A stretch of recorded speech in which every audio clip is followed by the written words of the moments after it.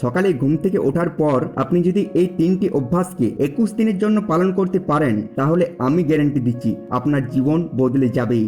এই বিষয়টিকে আপনি নিজের কাছে পরবর্তী 21 দিনের জন্য একটি চ্যালেঞ্জ হিসেবে দেখতে পারেন। ইউটিউবে হয়তো এরকম অনেক 21 দিনের চ্যালেঞ্জের ভিডিও আছে, কিন্তু ওই চ্যালেঞ্জগুলো একসাথে অনেক অভ্যাস পরিবর্তনের বিষয়ে হয়, তাই এতটাই কঠিন হয়ে ওঠে যে 2-5 দিনের বেশি করে ওঠা সম্ভব হয় না। আর মাঝখানে কোনো চ্যালেঞ্জ ছেড়ে দিলে আমাদের সেলফ কনফিডেন্স, সেলফ বিলিফ কমে যায়, যার জন্য লাভের চেয়ে ক্ষতিই বেশি হয়। আর এই ভিডিওতে আমি যে 3টি অভ্যাসের কথা বলছি তা সিম্পল হলেও খুব ইফেক্টিভ।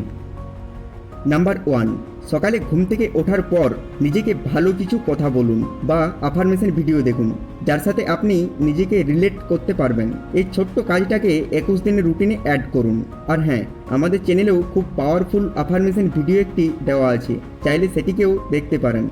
নাম্বার 2, সকালে এক্সারসাইজ বা যোগা করুন।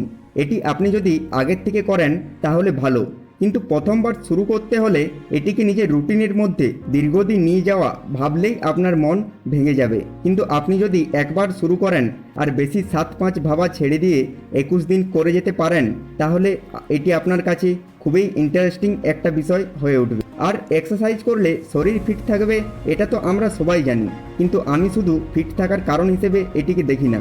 এই কাজটিকে আমি আমার সারাদিনের এনার্জির চার্জিং সিস্টেম হিসেবে দেখি, যা থেকে আমি সারাদিন এনার্জি পেয়ে যাই। Number 3, meditation.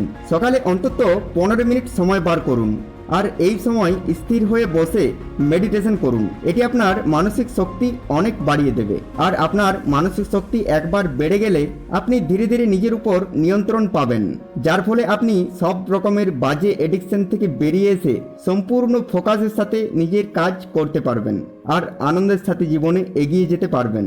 তো আসুন আমরা সবাই মিলে এই 21 দিনের চ্যালেঞ্জকে অ্যাকসেপ্ট করি আর নিজের জীবনকে আরও উন্নত করে তুলি।